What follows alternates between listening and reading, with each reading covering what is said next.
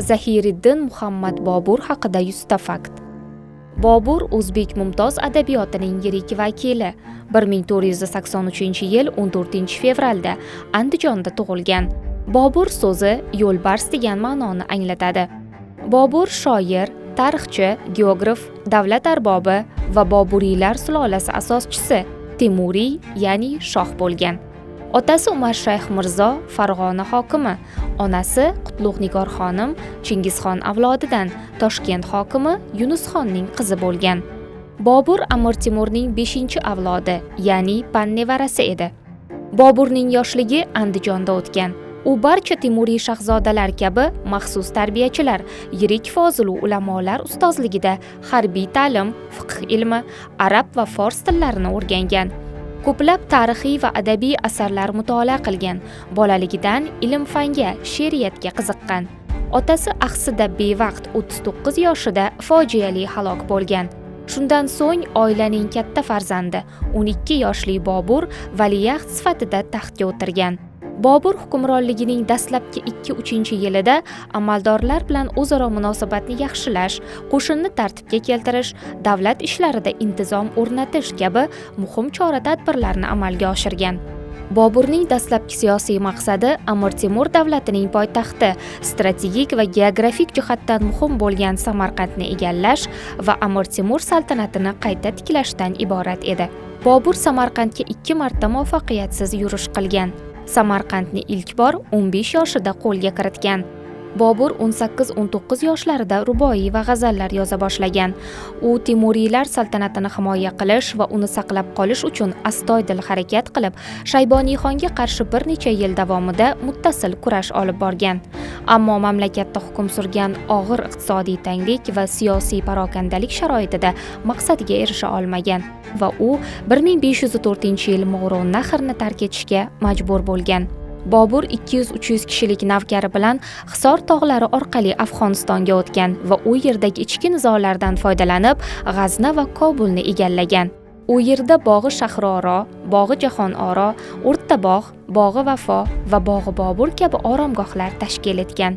Shahar ichidagi Bolohisor qal'asini o'z qarorgohiga aylantirib, uni qayta ta'mirlatgan va oilasi bilan shu qal'ada yashagan.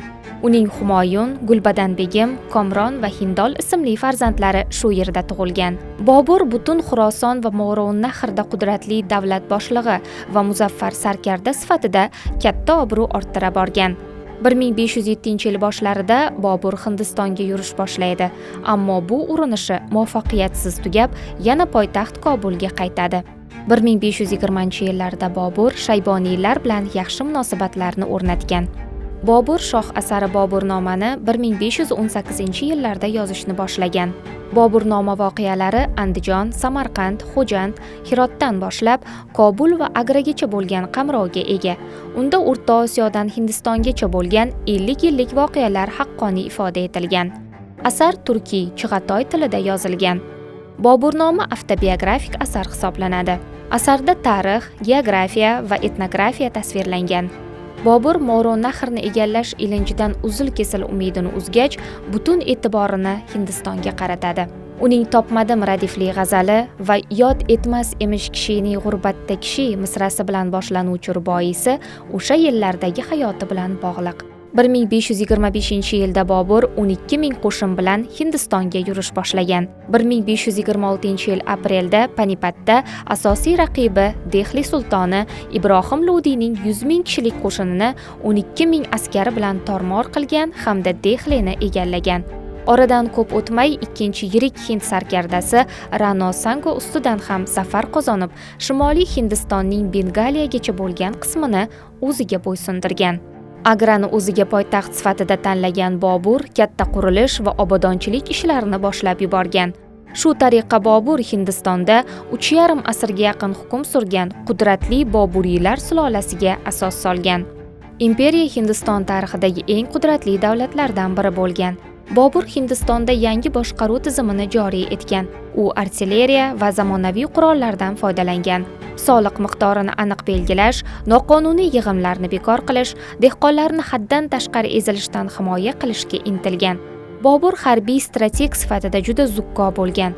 Uning davrida harbiy sarkardalarga xizmat evaziga yer berilgan, bu esa markaziy hokimiyatni mustahkamlagan. Bobur Hindistonda tarqoqlik va parokandalikka, o'zaro ichki nizo, qirg'inlarga barham berib, viloyatlarni birlashtirgan. Panipat jangida zamonaviy harbiy taktika bilan g'alaba qozongan. Bobur hukmronligi davrida Hindistonda urush olib borish uslubi tubdan o'zgargan.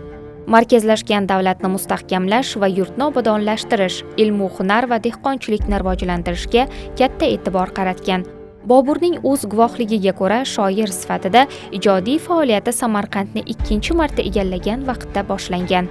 Murakkab va xatarli sharoitda qolgan chog'larida ham Bobur ijodiy ishga vaqt topa bilgan, ilm, san'at va ijod ahlini o'z atrofiga to'plab, homiylik qilgan, ularni rag'batlantirgan. Adabiyot va tarix, musiqa va san'atdan yaxshi xabardor bo'lgan.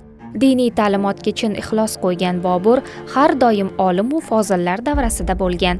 Devoni tarkibida umumiy hajmi 270 baytdan iborat 8 masnaviy ham o'rin olgan. 1521-yil Hindistonga yurishlari davrida Bobur Mubayyin asarini yaratgan.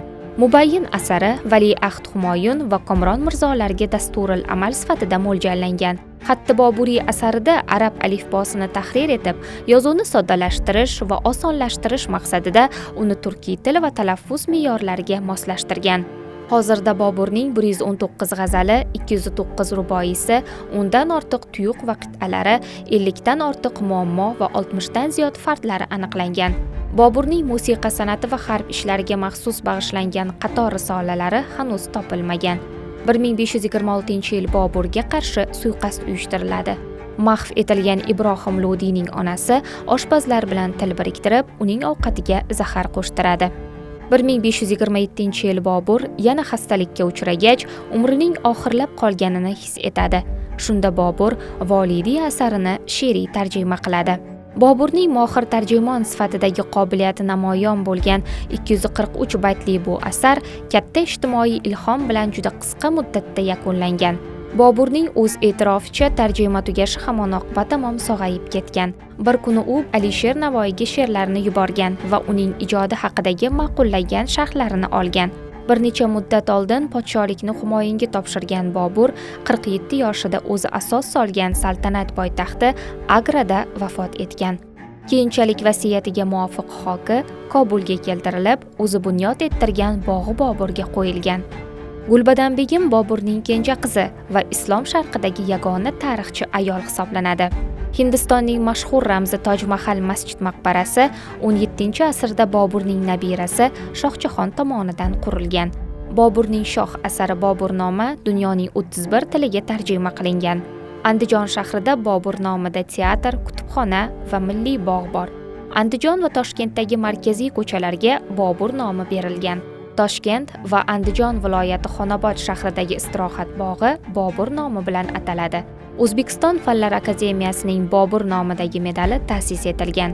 Hamid Sulaymonov Bobur miniatyuralarining nusxalarini xorijdan olib kelib nashr qilgan. Bobur haqida o'zbek xalq yozuvchisi Pirimqul Qodirov Yulduzli tunlar asarini yozgan. Mirzo Boburning 15-avlodi Zayniddin Mavlonov Toshkent shahrida istiqomat qiladi.